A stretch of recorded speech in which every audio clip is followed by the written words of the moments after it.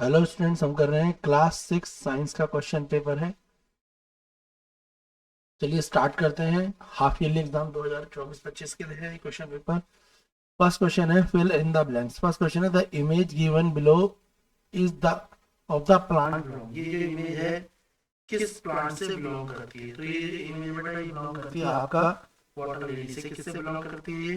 ये image belong करती है आपकी वाटर लिली से। ये इमेज आपकी बिलोंग करती है। तो इसका आंसर क्या हो जाएगा? वाटर।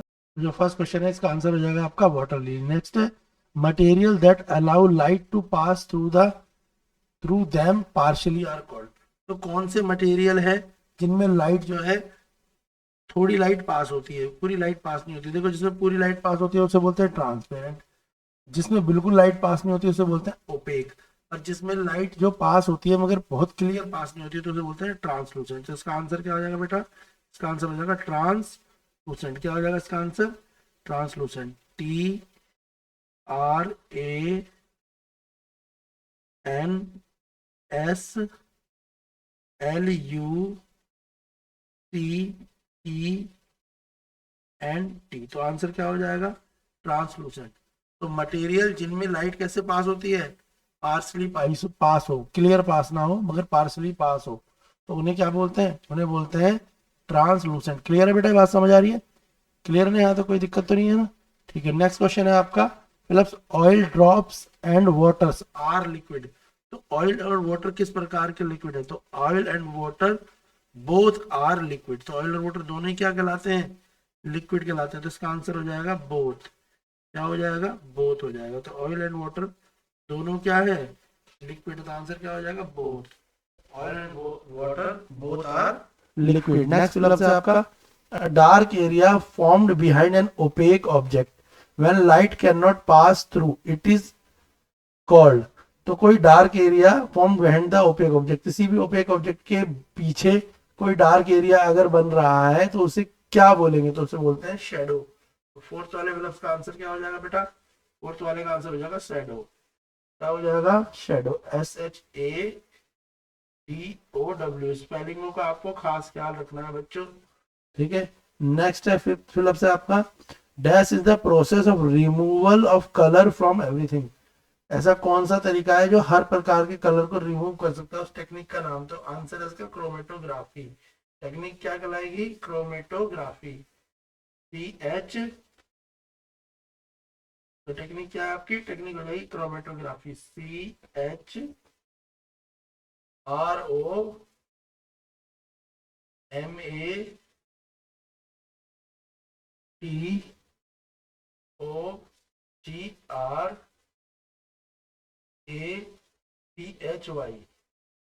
टेक्निक क्या हो जाएगी? क्रोमेटोग्राफी। ठीक है, नेक्स्ट है आपके ट्रू फॉल्स। नेक्स्ट क्या है बेटा? आपके ट्रू फॉल्स पूछे क्वेश्चन में। नेक्स्ट क्या है आपके? ट्रू फॉल्स है। ठीक है ना? तो ट्रू फॉल्स करते हैं। ट्रू फॉल्स, फर्स्ट वाला ट्रू फॉल्स क्या है?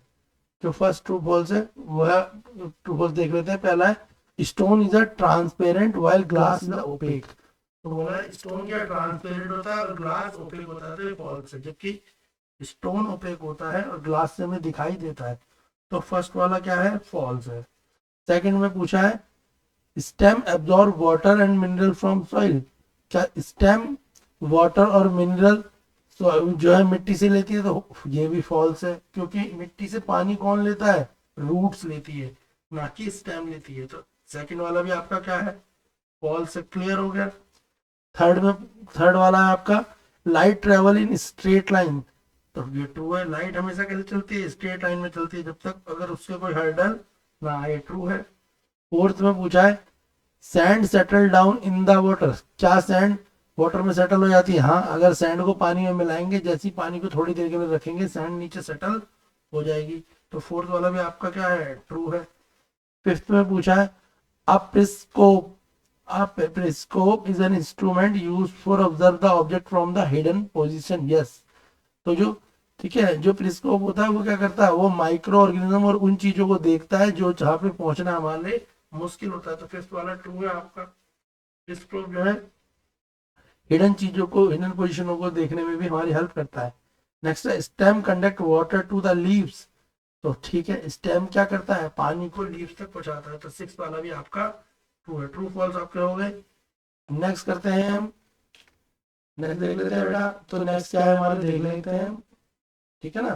तो नेक्स्ट हमारे है, नेक्स्ट है आपका क्वेश्चन नंबर 6। क्वेश्चन में बोला है डिफाइन, फर्स्ट है कंप्रेसिबिलिटी। आपको पहले क्या डिफाइन करना है, कंप्रेसिबिलिटी। तो कंप्रेसिबिलिटी क्या होता है, तो कंप्रेसिबिलिटी क्या है, the capacity of something to be flatted और रिड्यूस। किसी चीज को फ्लैट कर देना या रिड्यूस कर देना, ऐसी कैपेसिटी जो किसी चीज को क्या करेगा, फ्लैट कर दे या उसको छोटा कर दे, किससे, प्रेशर के द्वारा। तो उसे क्या बोलेंगे, कंप्रेसिबिलिटी। तो कंप्रेसिबिलिटी क्या है, एक ऐसा तरीका है जो क्या करेगा, किसी भी चीज को छोटा कर सकता है, कैसे, प्रेशर डाल के छोटा कर दे या रिड्यूस कर दे, तो उसे क्या बोलेंगे, कंप्रेसिबिलिटी। नेक्स्ट है आपका, नेक्स्ट पूछा हुआ है आपका डीकेंटेशन। क्या है, डीकेंटेशन। तो डीकेंटेशन देखो, नेक्स्ट वाला फिर आपसे डीकेंटेशन पूछा है। तो डीकेंटेशन क्या है, तो डीकेंटेशन है आपका,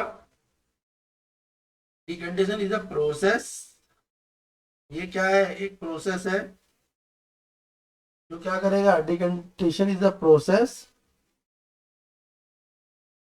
जिसका काम क्या है, तो decantation is the process of separating liquid from solid. जो लिक्विड से सॉलिड को क्या करेगा, सेपरेट करेगा, और अदर इमिसेबल लिक्विड, अगर कोई लिक्विड ऐसा है जो उसमें मिक्स नहीं हो रहा उसको भी हटाने का काम करेगा, by removing the liquid layer at top from the layer to solid and liquid.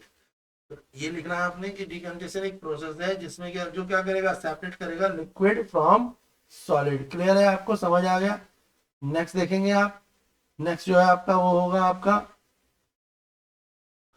Next वाला आपका क्या है, नेक्स्ट होगा आपका, इसको देख लेते हैं, थर्ड वाला। थर्ड में क्या पूछा गया है, थर्ड में पूछा है आपसे, क्या पूछा थर्ड में आपसे, थर्ड में आपसे पूछा है बेटा,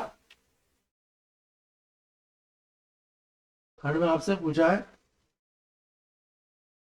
इसके बारे में, फिल्ट्रेशन। फिल्ट्रेशन क्या होता है ये पूछा आपसे, क्या पूछा आपसे, फिल्ट्रेशन डिफाइन करना है आपने। तो फिल्ट्रेशन क्या है, filtration is a type of process. तो फिल्ट्रेशन क्या है, it is a type of process which separate solid particle and fluid from the mixture. जो सॉलिड पार्टिकल और फ्लूइड को सेपरेट करता है, किससे, फिल्टर मीडियम से, that has a complex structure. इसका स्ट्रक्चर कैसा होता है, कॉम्प्लेक्स होता है, through the fluid can pass, जब से फ्लूइड पास हो जाते हैं। क्लियर हो गया, तो फिल्ट्रेशन की डेफिनेशन समझ आ गई। नेक्स्ट है इसके बाद क्वेश्चन जो फोर्थ है, उसमें क्या पूछा है आपसे, फोर्थ पर डिफाइन करना है आपने, रिफ्लेक्शन ऑफ लाइट। फिफ्थ है आपका रिफ्लेक्शन ऑफ लाइट। तो रिफ्लेक्शन ऑफ लाइट क्या होता है, when a ray of light approach the smooth polish, जब जो लाइट की रे होती है वो किसी स्मूथ सरफेस पे पहुंच जाती है, एंड द लाइट रे बाउंस बैक, और लाइट रे क्या होती है, बाउंस बैक होती है, उसी को बोलते हैं reflection of light. The incident light रे that land on the surface is reflected of. तो ऐसे होता है, ये क्या है, ये एक सरफेस है, यहाँ पे क्या है, नॉर्मल है, तो जो इंसिडेंट रे है वो क्या हो जाएगी, रिफ्लेक्ट होगी। तो इसे बोलते हैं एंगल आई, और इसे बोलेंगे एंगल आर, इसको बोलेंगे एंगल आई और इसको बोलेंगे एंगल आर। तो रिफ्लेक्शन ऑफ लाइट क्या है, when a ray of light appear smooth polished surface and the light ray bounce back, it is called reflection of light. Next question है question number 7। इसमें define, इसमें लिखना है difference बताना है, डिफरेंस बिटवीन नेचुरल और मैन मेड के बीच में आपको डिफरेंस बताना है। डिफरेंस बिटवीन नेचुरल और मैन मेड, देखो क्या होगा इसके बीच में, मैन मेड और नेचुरल में। तो natural materials are made up of nature. तो हम बोल देंगे, सिंपल बता देंगे कि जो नेचुरल मटेरियल होते हैं किससे बने होते हैं, तो नेचर ने बनाए होते हैं। जैसे वुड हो गया, ट्री हो गया, फॉरेस्ट हो गया, तो ये सब क्या है, ये natural material. Human made materials are found in nature, वो नेचर में तो मिलते हैं but are manufactured by human. तो यानी natural material it is made by nature, nature बनाता है यानी गॉड बनाता है। और जबकि ह्यूमन मेड मटेरियल कौन बनाता है, ह्यूमन बीइंग बनाता है। एग्जांपल है उसका प्लास्टिक, तो प्लास्टिक कौन बनाता है, ह्यूमन मेड है। और नेचुरल में क्या है, नेचुरल में आप वुड बोल सकते हो, वुड नेचुरल मटेरियल है, ठीक है ना, आप वुड को नेचुरल मटेरियल एग्जांपल दे सकते हैं। और प्लास्टिक क्या हो जाएगा, प्लास्टिक एक मैन मेड मटेरियल होगा। क्लियर है। नेक्स्ट डिफरेंस देखेंगे। नेक्स्ट है आपका डिफरेंस बिटवीन टैप रूट और फाइब्रस रूट के बीच में डिफरेंस बताना है। देखो क्या होती है, tap root is a single and large primary root होती है that grow straight down from the stem of the plant. तो टैप रूट क्या होती है, एक लार्ज प्राइमरी रूट होती है जो क्या करती है, straight down from the stem of the plant, जो प्लांट में से अर्थ में सीधे नीचे की तरफ जाती हैं। जबकि फाइब्रस रूट्स क्या होती है, ये स्मॉलर होती है और ये सेकेंडरी रूट होती है that spread in all direction of the stem, और ये किसी भी डायरेक्शन में जा सकती है। क्लियर हो गया, समझ आ गया क्वेश्चन आपको? ठीक है, नेक्स्ट देखेंगे। नेक्स्ट पूछा हुआ है आपसे कि आपको difference between shadow and image, तो हमें पता होना चाहिए शैडो क्या होती है।